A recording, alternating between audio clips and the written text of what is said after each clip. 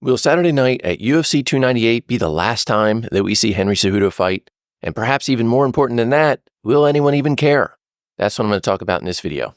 When you have a nickname like the King of Cringe, you can be pretty certain that there's going to be a lot of people who will be happy to see you go.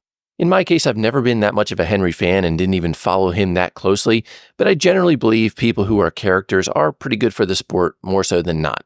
But the reality is that Henry is in a really tough spot. He thought he had a lot of leverage a few years ago when he was champion, and he tried to pull the retirement stunt thinking that the UFC would care, and they didn't. And all that ended up happening for him was that he lost 3 of his most prime fighting years.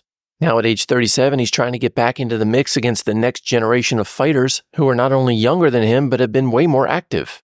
When he came back to fight Aljamain, I think he really underestimated how difficult that fight was going to be. I'm pretty sure he expected to walk right through him, and then when he didn't, you could tell that it was a pretty brutal hit to his ego. Henry is not the kind of guy who's used to saying that he failed at something. Sure, he's had losses before in his life, but he's not very used to it. So losing in what could be argued to be the biggest moment of his entire career was a pretty tough pill to swallow for him. And then came the realization that all he is at this point is a contender. He's no longer a champion. And when you're a contender, you've got to grind your way back to the top. So the reason that I think that this could be Henry's last fight is the fact that he's already told us he doesn't want to be fighting if there's no clear path back to the title.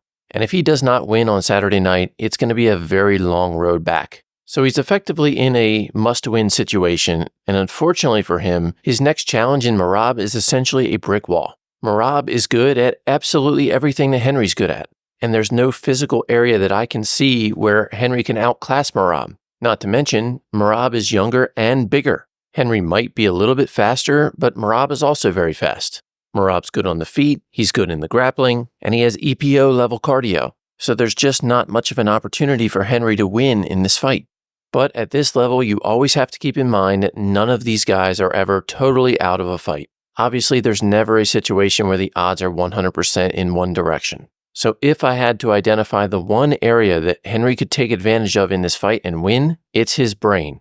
Fortunately for Henry, he hasn't just been doing nothing for the last 3 years. He's spent that time as a coach and an analyst. So he's spent a lot of time breaking down fights and coming up with fight strategies. The best shot he's going to have in this fight is to watch as much tape on Merab as he possibly can and identify any of the minor weaknesses that might exist that he can go on to exploit.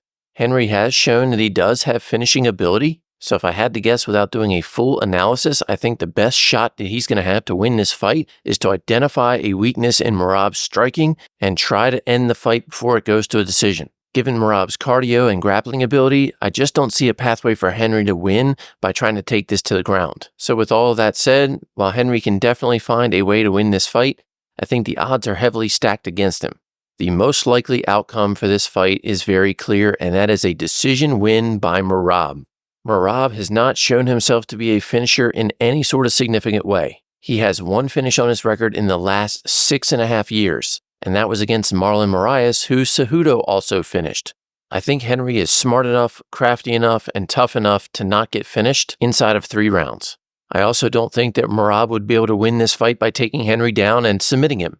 There's just nothing in his past or in his record to indicate that's even remotely a possibility. So all that leaves is a 3-round grind where Merab puts the pressure on Henry and frustrates him for the entire match. And I believe that once that happens and Henry has a chance to digest the loss, I think he's going to announce that he's retiring again. And once more, the question is, will anyone even care?